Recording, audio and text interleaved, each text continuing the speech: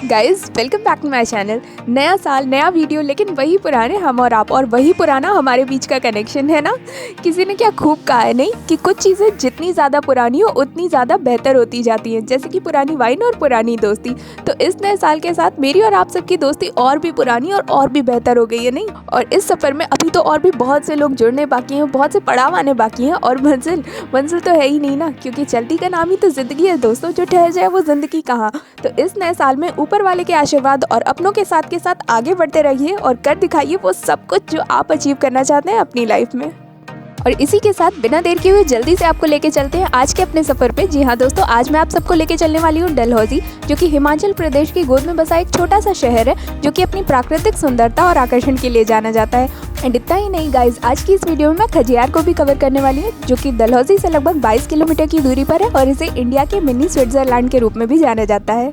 तो चलिए दोस्तों, सबसे पहले जान लेते हैं कि आपको डलहौजी पहुंचना कैसे है। तो गाइज, एक हिल स्टेशन होने के कारण आपको यहाँ पे रेलवे स्टेशन या एयरपोर्ट देखने को नहीं मिलेगा, इसलिए आपको यहाँ के नियरेस्ट एयरपोर्ट या रेलवे स्टेशन पे आना होगा और वहाँ से आपको टैक्सी या बस लेनी होगी डलहौजी तक के लिए।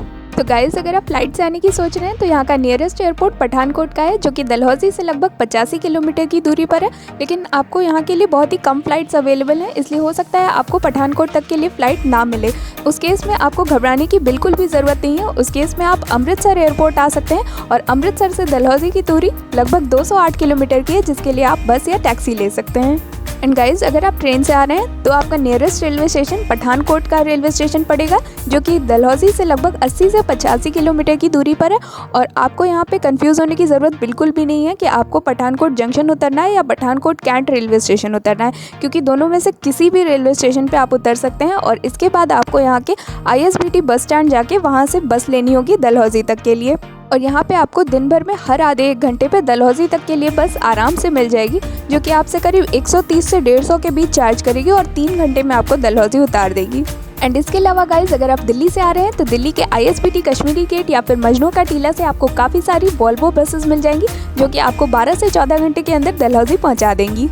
चलिए दोस्तों, अब डलहौजी पहुंचने के बाद सबसे पहले आपको अपने रहने के लिए एक होटल देखना है। तो दोस्तों, यहाँ पे मेरा सजेशन आपको ये रहेगा कि आप अपना होटल डलहौजी के मॉल रोड पे या फिर यहाँ के गांधी चौक के आसपास देखिए। इससे आपको खाने पीने के काफ़ी सारे ऑप्शंस तो मिल ही जाएंगे, साथ ही साथ आपकी जो घूमने फिरने की प्लेसेस हैं वो भी आपको काफ़ी पास पड़ेंगी। एंड गाइस, होटल के कॉस्ट की बात करें तो आपको यहाँ पे 1000 से स्टार्टिंग करके 1500 तक के बीच होटल्स आराम से मिल जाएंगे, जिनमें आपको अच्छी फैसिलिटीज़ अवेलेबल है। यहाँ पे आपको रूम हीटर और गीज़र की फैसिलिटीज़ भी अवेलेबल हो जाएंगी इस बजट में।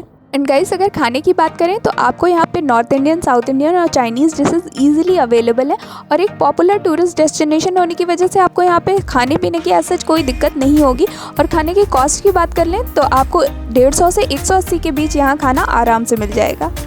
एंड गाइस, अब बात कर लेते हैं यहाँ घूमने की। तो यहाँ घूमने फिरने के लिए आप टैक्सी हायर कर सकते हैं और टैक्सीज आपको सुभाष चौक पे मिलेंगी। और अगर आपने अपना होटल गांधी चौक पे ले रखा है तो गांधी चौक से सुभाष चौक तक की जो दूरी है वो करीब 1.5 किलोमीटर की है। तो आपको यहाँ टैक्सीज बुक करने के लिए बहुत ज़्यादा भटकना नहीं पड़ेगा। एंड गाइस, घूमने फिरने की प्लेसेस की बात करें तो सबसे पहले आप विजिट कर सकते हैं पंचकुला, जो कि गांधी चौक से करीब 2.5 किलोमीटर की डिस्टेंस पे है। और ये जगह अपने हरे भरे देवदार के पेड़ों के लिए जानी जाती है। और इसके साथ ही यहाँ पे आप ट्रैकिंग का मज़ा भी ले सकते हैं और ये जगह अपने खूबसूरत दृश्यों के लिए काफ़ी ज़्यादा फेमस है। एंड गाइस, यहाँ पे मैं आपको बता दूं कि पंचकुला के पास ही एक महान क्रांतिकारी सरदार अजीत सिंह, जो कि शहीद भगत सिंह के चाचा थे, उनकी याद में एक समाधि स्मारक भी बनाया गया है, जहाँ पे उन्होंने अंतिम सांसें ली थी। तो आप वहाँ भी विजिट कर सकते हैं। And guys, Dalhousie basically famous है अपनी फ़न एक्टिविटीज़ के लिए। तो आप यहाँ फ़न एक्टिविटीज़ तो एंजॉय कर ही सकते हैं, साथ ही साथ यहाँ पे आप जिपलाइन का मज़ा भी ले सकते हैं, जिसकी कॉस्ट आपको करीब 1000 रुपये प्रति व्यक्ति तक आ जाएगी।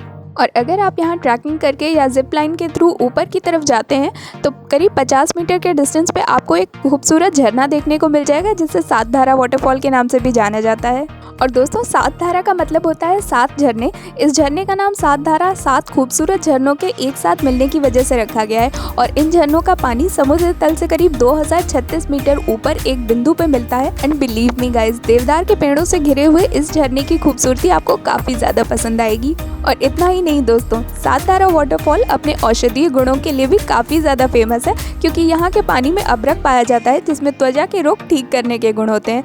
तो अगर आप डलहौजी घूमने आए तो सात धारा वाटरफॉल विजिट करना बिल्कुल मत भूलिएगा। एंड गाइस इसके बाद आप विज़िट कर सकते हैं गंजी पहाड़ी।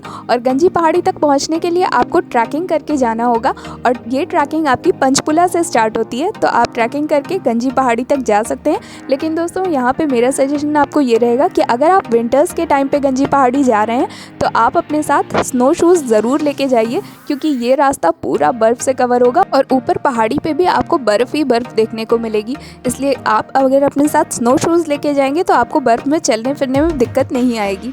एंड गाइस करीब 1 से 1.5 घंटे की ट्रैकिंग के बाद आप पहाड़ी के ऊपर पहुंच जाएंगे, जहां पे आपको मोटी बर्फ़ की चादर देखने को मिलेगी। और इसके साथ ही यहां पे काफ़ी सारे मड हाउसेस भी बने हुए हैं, तो अगर आप यहां मड हाउस में स्टे करना चाहते हैं तो आप वो भी कर सकते हैं। इसकी कॉस्ट आपको 1500 रुपये पर पर्सन तक पड़ जाएगी। एंड इसके बाद गाइस आप नेक्स्ट डे विजिट कर सकते हैं सुभाष बावली, जो कि गांधी चौक से करीब 4 किलोमीटर की दूरी पर स्थित है, जिसका नाम प्रसिद्ध स्वतंत्रता सेनानी सुभाष चंद्र बोस के नाम पे रखा गया था। और दोस्तों सुभाष बावली को अपनी खूबसूरत प्राकृतिक दृश्यों, दूर दूर तक फैले बर्फ से ढके हुए पहाड़ों और प्राकृतिक सुंदरता के लिए जाना जाता है। और दोस्तों सुभाष बावली वो जगह है जहाँ पर सुभाष चंद्र बोस 1937 में स्वास्थ्य की खराबी के चलते आए थे और वो इस जगह पर 7 महीने तक रहे थे और इस जगह पर रह के वो बिल्कुल ठीक हो गए थे।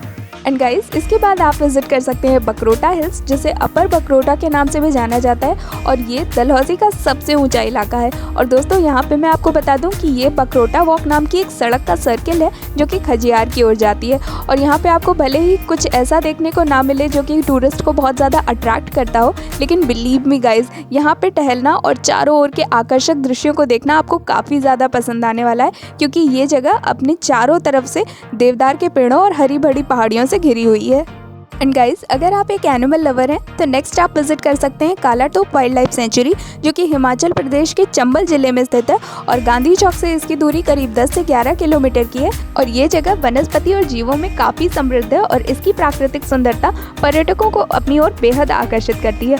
तो अगर आप डलहौजी घूमने जा रहे हैं तो आपको कालाटोप वाइल्ड लाइफ सेंचुरी अपनी लिस्ट में ज़रूर इंक्लूड करना चाहिए।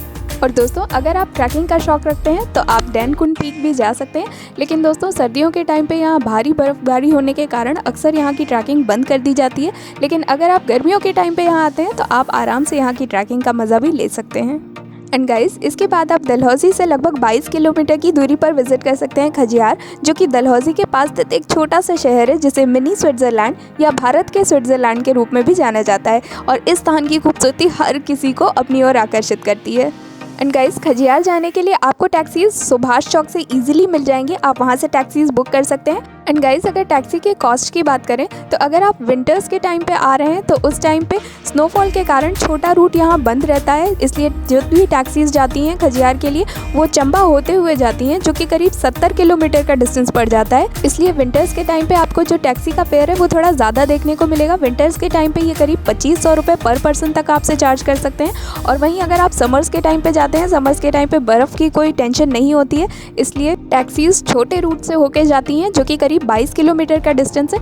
इसलिए समर्स के टाइम पे टैक्सी का रेट डिफरेंट होता है, उस टाइम पे ये आपसे करीब 1500 रुपये पर पर्सन तक चार्ज कर सकते हैं। एंड गाइस करीब 6500 फीट की ऊंचाई पर स्थित खजियार अपनी प्राकृतिक सुंदरता और सुरम्य परिदृश्य की वजह से डलहौजी के पास घूमने की सबसे अच्छी जगहों में से एक है, इसलिए आपको यहाँ ज़रूर विजिट करना चाहिए। एंड गाइस यहाँ पे मैं आपको बता दूँ कि खजियार मोस्टली फेमस है अपनी एडवेंचरस एक्टिविटीज़ के लिए, जैसे कि skiing, zorbing, trekking, paragliding, zip lining etcetera. लेकिन अगर आप एडवेंचरस एक्टिविटीज़ का शौक नहीं भी रखते हैं तो भी आप यहाँ पे आके स्नोफॉल का मज़ा तो ले ही सकते हैं।